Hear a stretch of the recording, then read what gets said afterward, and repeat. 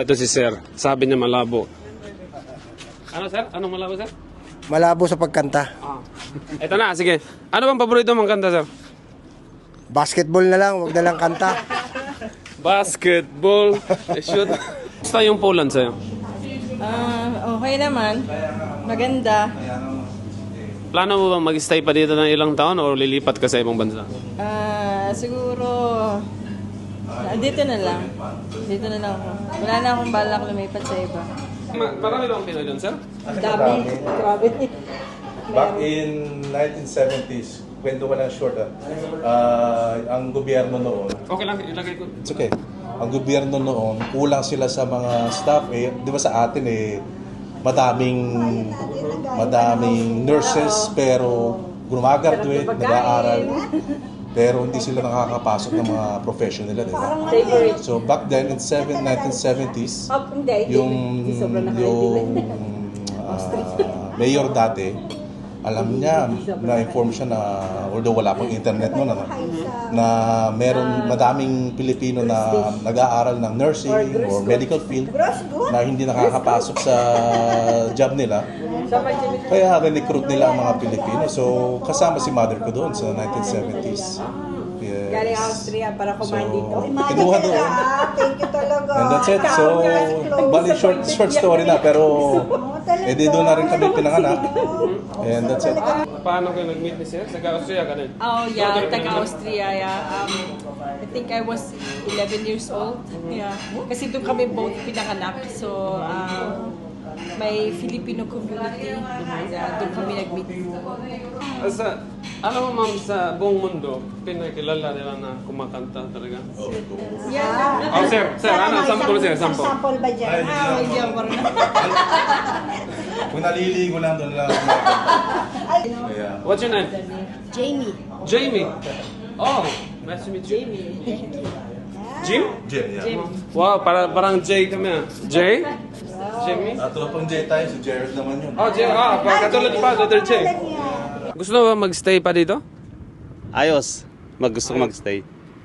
Kilala ang mga Pinoy, Sir, na magaling kumanta sa buong mundo. Pabigay nga ng sample. Dito, sample, Sir, sample. Sir, huwag ka na mahiya. Tayo lang dito. O, rap. Sige, rap. Yan po yung tanong na yan, ibibigay ko lang po. Kay Dags. Dags. Yan po, Dito. Dags. Dags, dito, Dags. Dags. Dito. Mga Pinoy. Ito yung mga Pinoy sa... Mayayain tayo sa camera. Oh, sige tayong dalawa. Ito yung mga Pinoy sa Poland. Si Dolph, magaling yung mag-basketball. Ito, makatawan niya, no? Sir, rap tayong dalawa. Hindi marunong kumanta. Sige, kanta, sir. Ito ang magaling kumanta sa amin. Baby kalma. Sige. Ikaw, sir. Oh. Ganito yung Pinoy pag may kaharap na camera, tingnan nyo.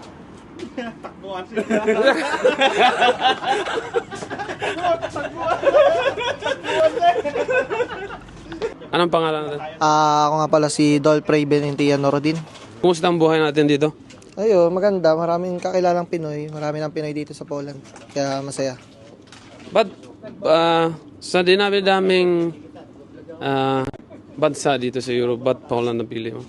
Bang mukhang sa Poland natin makikita ang tunay na kasiyahan kasi parami na ng parami ang Pinoy. And yun, marami na rin opportunities ang dumarating. Ano bang nagtatrabaho ka ba dito o nag-aaral? Currently, nagtatrabaho ako ngayon sa Lumianki, isang lugar dito sa Warsaw as a machine operator. Ayos yan. Alam mo ba na sa buong mundo, kilala ang Pinoy bilang mga magaling kumanta? So, pwede ba bibigay ng sample dyan? Hindi ako marunong kumanta. Hindi tayo marunong kumanta. May mga regrets ka ba dito nag-move ka sa Poland o wala? Wala naman, syempre. Lahat ng problema kinakaya as Pinoy. Yeah. How's Poland so far for you? Poland is good. Lalo na ang pamumuhay dito. Hindi siya ganun kamahalan, hindi kagaya sa ibang part ng Europe. Kumusta yung papers? May problema ba o smooth naman? Ngayon smooth naman. On process ang TRC ko.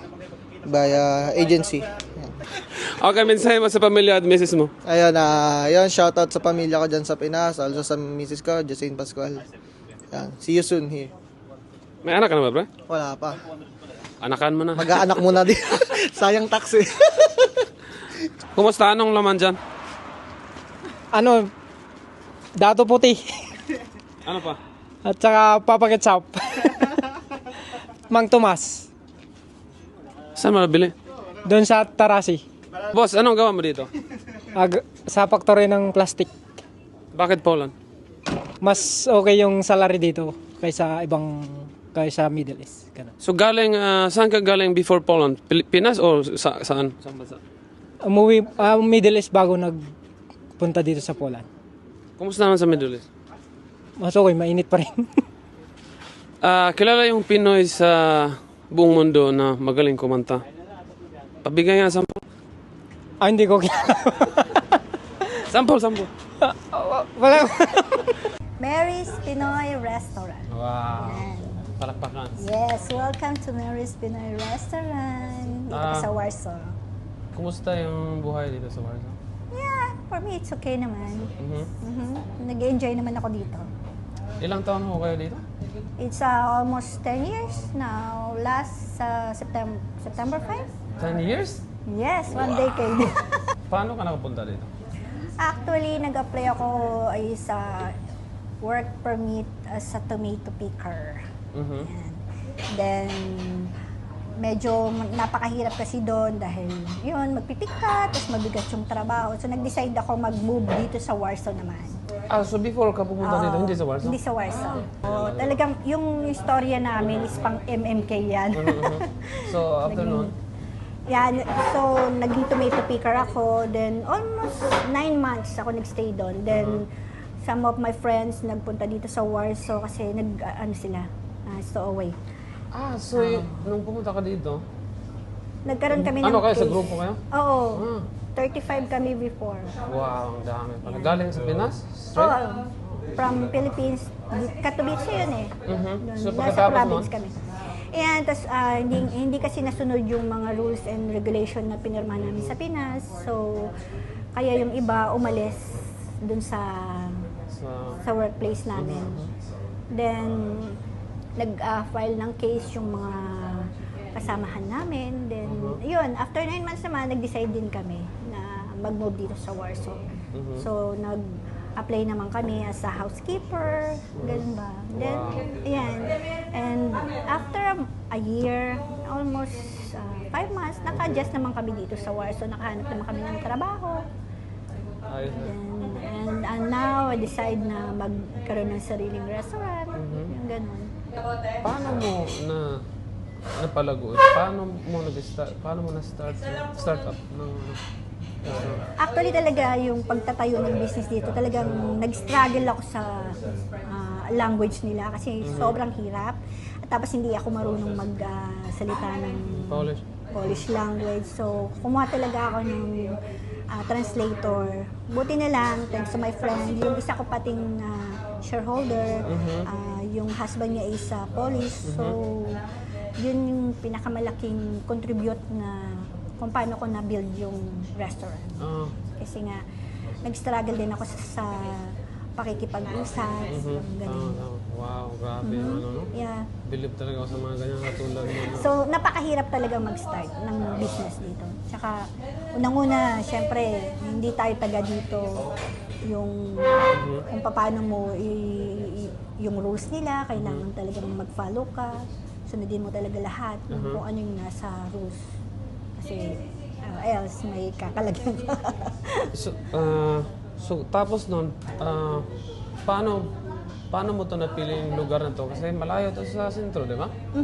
Ba't hindi mo nilagay sa malapit? Actually, nag-try din ako sa Centrum. It's because, syempre, nag-startup pa lang ako. So, napakamahal. Kasi ang per square meter doon is halos doble ng square meter dito. Nasa 270 per square meter. So, almost 30,000 a month. Wow. Yung kailangan mong i-consume before ka mag-start. Kasi may advance, may deposit, may building fee and everything. Laki.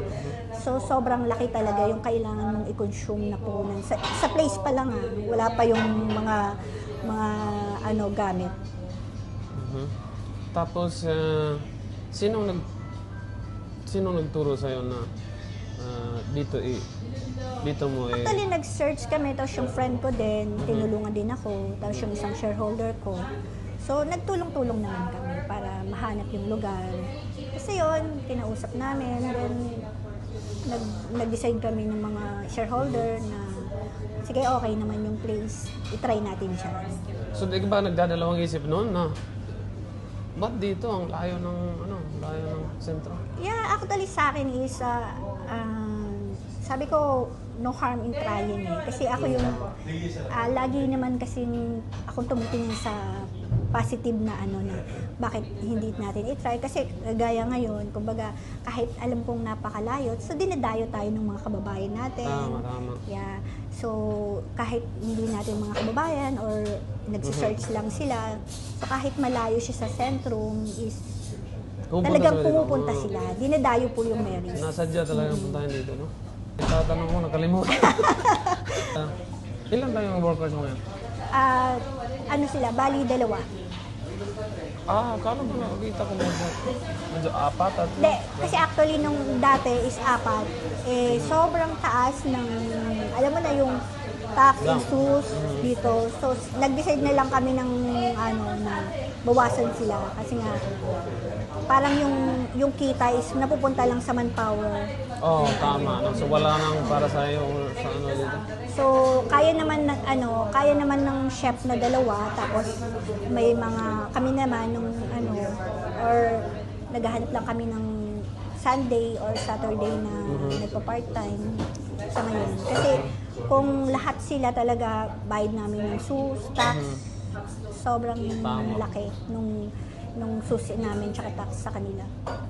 So ngayon, may plano ka ba na mag-open ng branch mo sa ibang lugar? Yeah, of course, kung kailangan kasi ina-establish ko lang talaga totally dito kasi syempre mas maganda yung solid na muna makilala talaga yung Filipino food lalo na dito sa bansa nila. Filipino food. Wow! Adobo! Talagang ang nakakatuwa naman kasi yung mga Polish tapos ibang lahi is talagang tinatangkilik na lang nila. Hindi lang talaga Pilipino yung pumupunta. Talagang lahat nagugustuhan nila yung kahit ibang lahi na. So ano palang sabi mo ngayon na pati yung mga hindi Pilipino, pwede ba natin sabing foreigner? Kasi andito tayo sa bansa. Tayo yung foreigner. Okay. yung taga dito na lang. Yung mga taga dito. Ano bang karamihan nilang kadalasan ng orderin kayo? Actually, nung nagsimula kami, mostly pansit. Yan, talagang adobo. Yun talaga yung nagiging common na order nila. And then Adobo. later on, tinitikman na nila lahat. Then medyo nakikurious na sila na kung ano-ano yung pagkain. Yan. Yes. Siyempre yun yung natin sinigang, yan. Siyempre yung namin, bestseller namin dito is yung sisig. Talagang the best sa kanila yun. Adobo, sinigang, sisig. Bulalo, yan. Bulalo. Adobo. Sarap. Yes, hello po mga kababayan. Pasyal lang po kayo dito sa Marys Pinoy Restaurant. We make good food to make you smile. Dahil dito po, bidang sarap sa Marys Pinoy Restaurant. Wow! Yan. Located po at Ulichayana, Ostroga 27. Dito lang po sa Warsaw, Poland. Kilala ang Pinoy sa buong mundo na mga magagaling kumanta.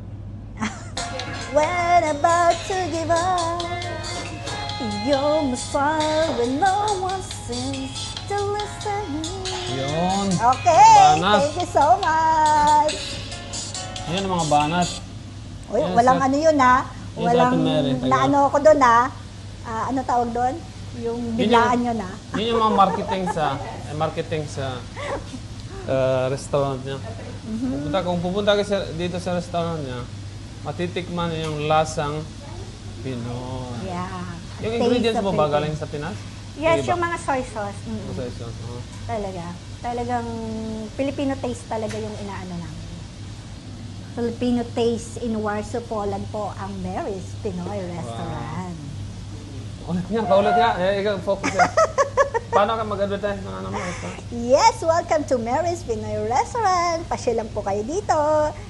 Authentic Filipino food. Dito po sa Warsaw, Poland.